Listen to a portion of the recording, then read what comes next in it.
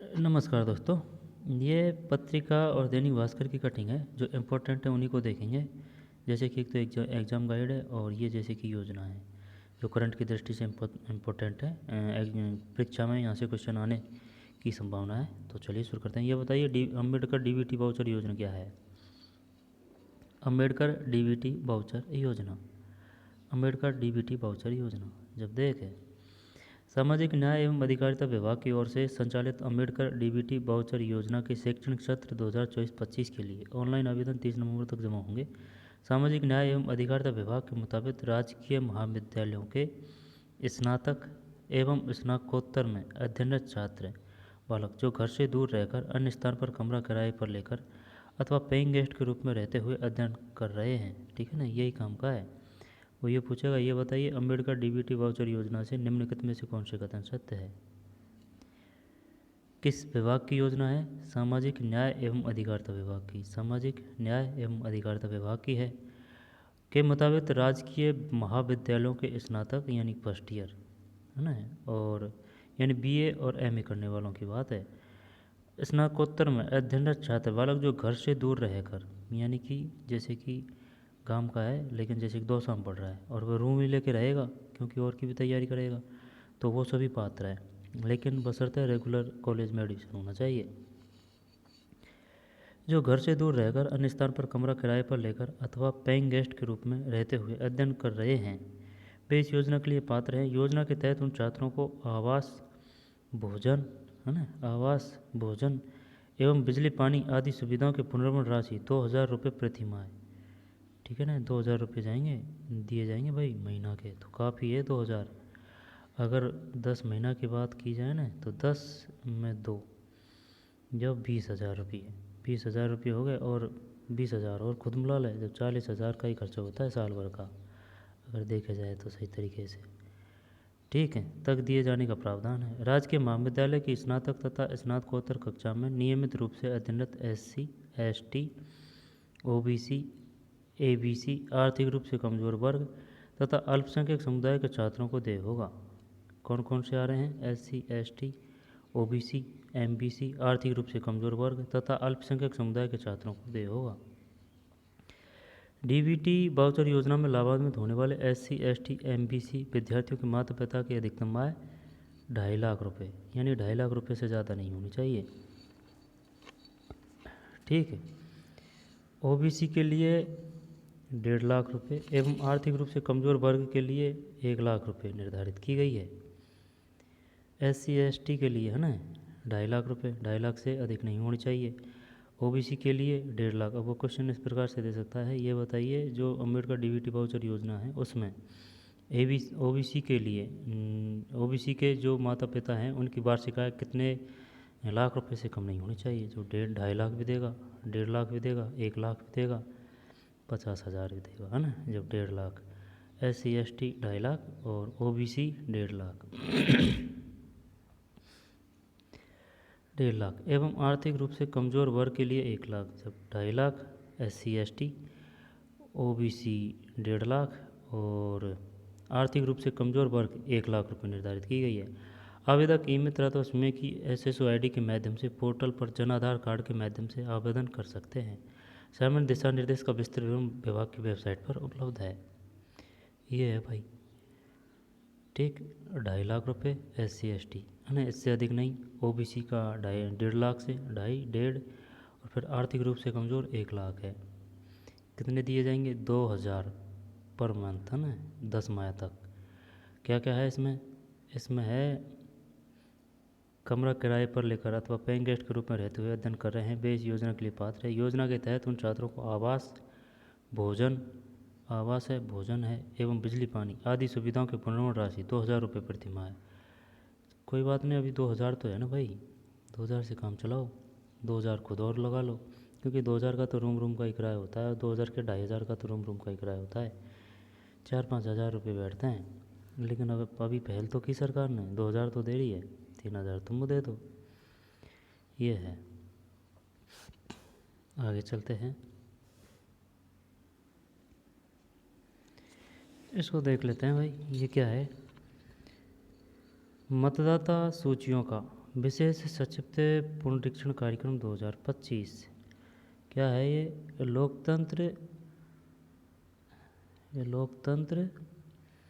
लोकतंत्र से रंगीलो त्योहार यूथ चला बूथ है। लोकतंत्र से रंगीलो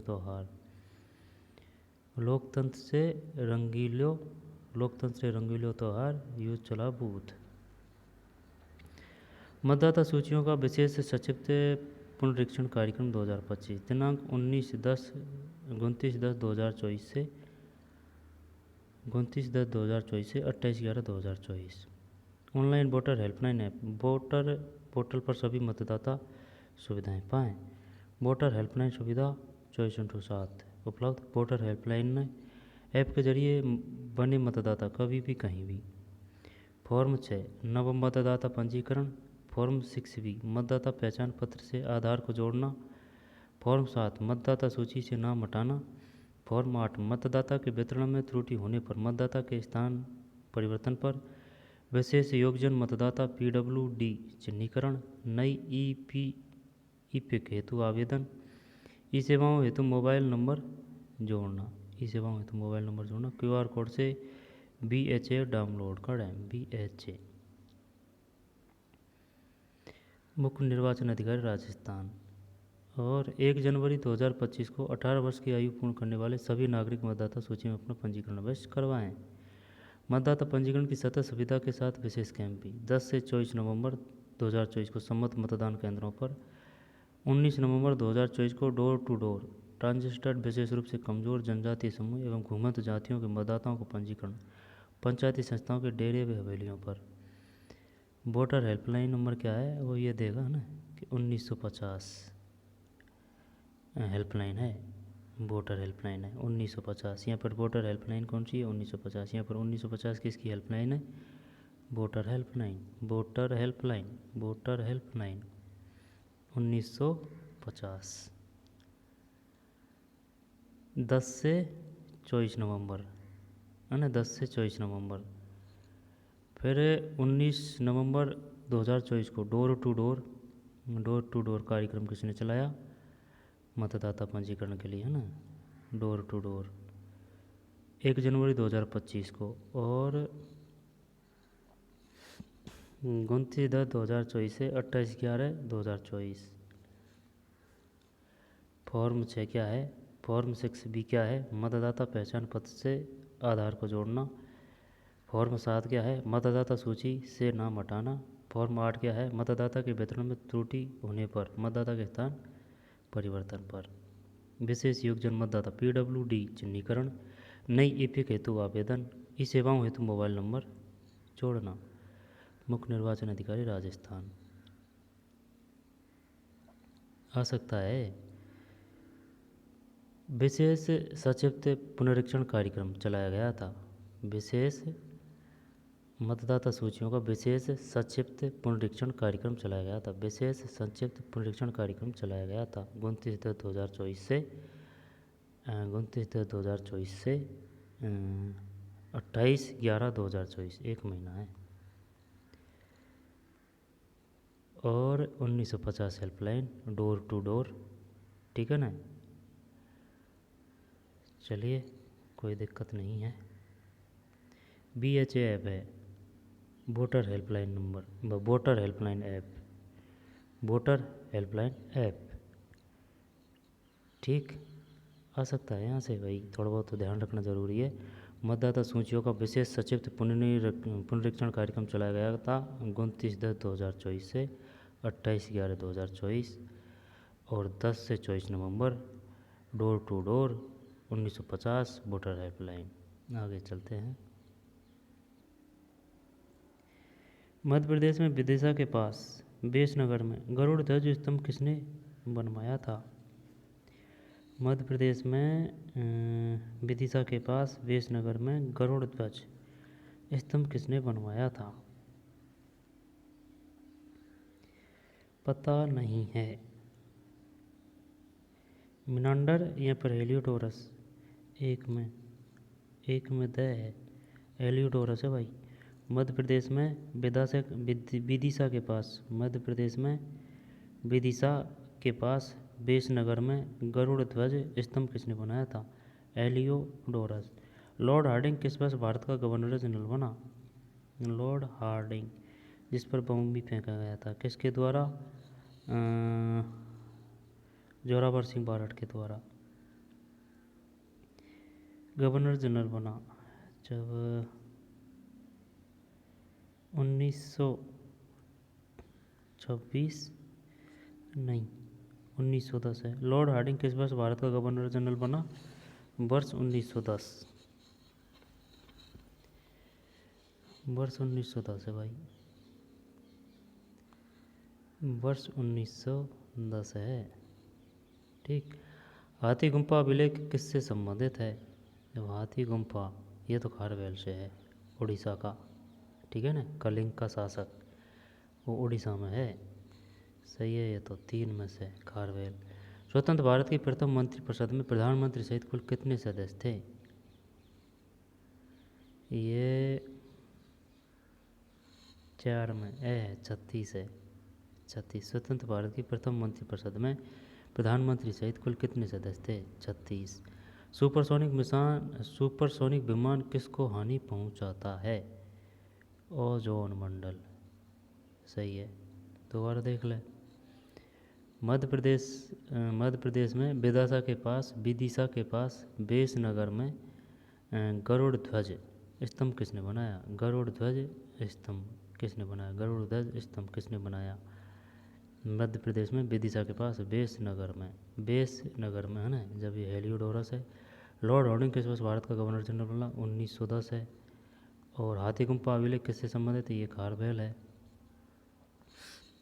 और स्वतंत्र भारत की प्रथम मंत्रिपरिषद में प्रधानमंत्री सहित कुल कितने सदस्य थे? ये 36 है, 36। और सुपरसोनिक विमान किसको हानि पहुंचाता है? ओजोन मंडल को। आगे चलते हैं। बस इतना ही था इसमें ना। फेसबुक हो या व्हाट्सएप ग्रुप, सावधानी रखना जरूरी। सोशल मीडिया से मिल रहा धोखा, आए दिन हो रहे अकाउंट हैक की घटनाएं, जो ये वो परीक्षा की दृष्टि से इम्पोर्टेंट नहीं है।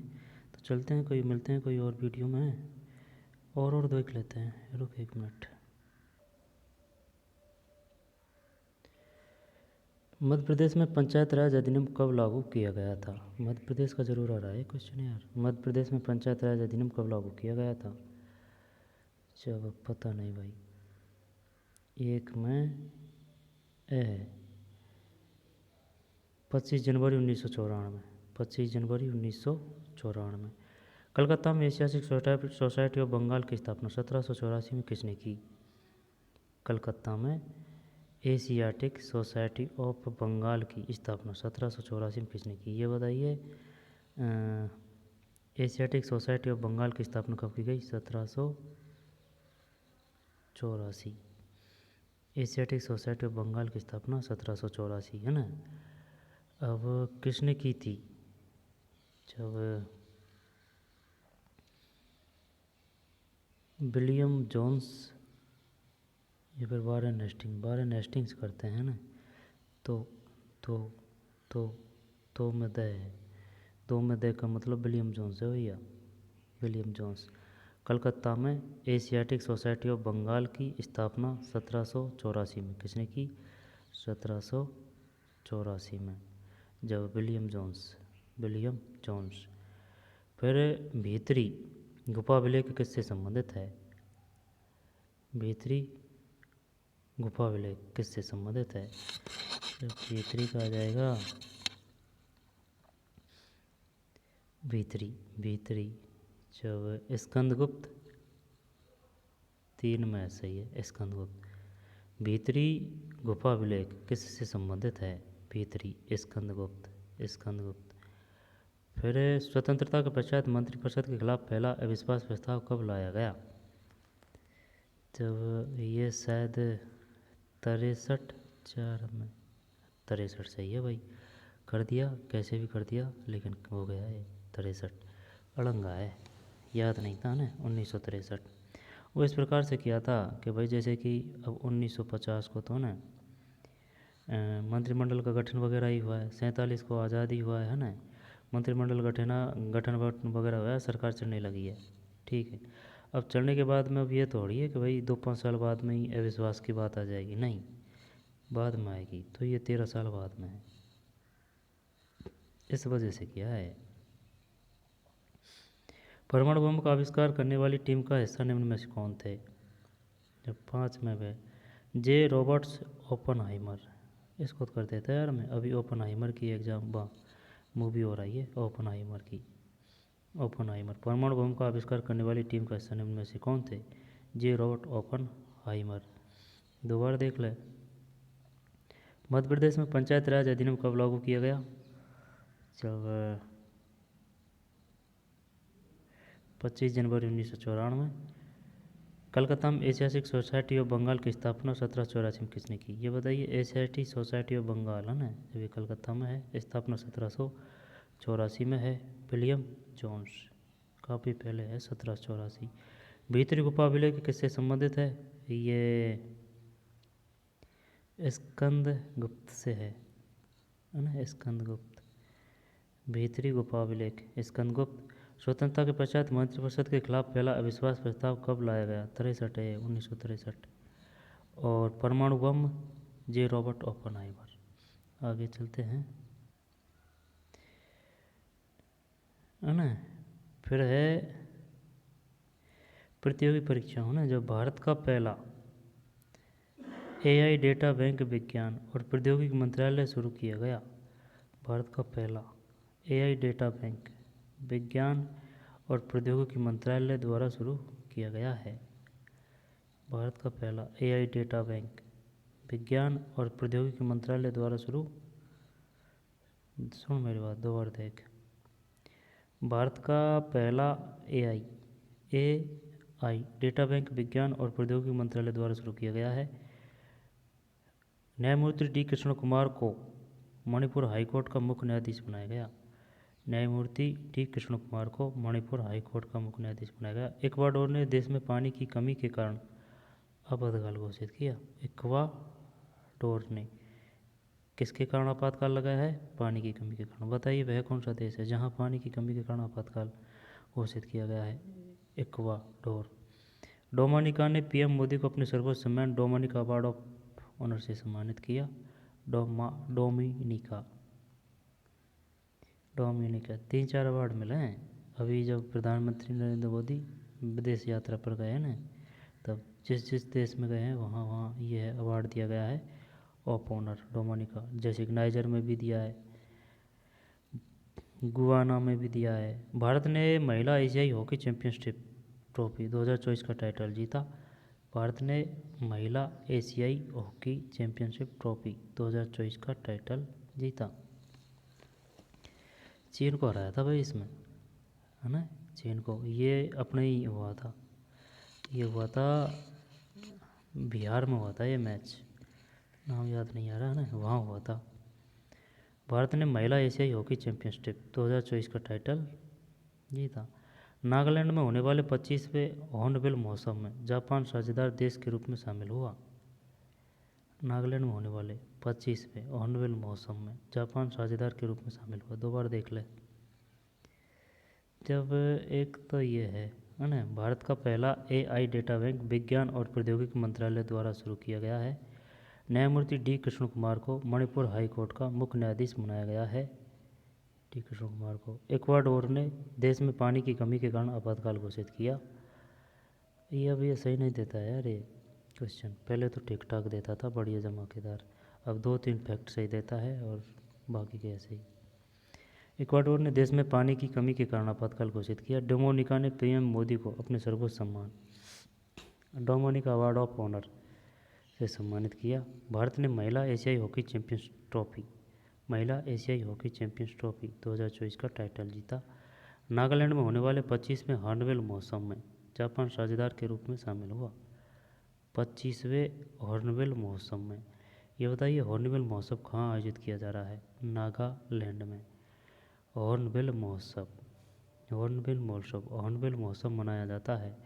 हॉर्नबिल जब ये नागालैंड में, कौन सा होगा? 25वां।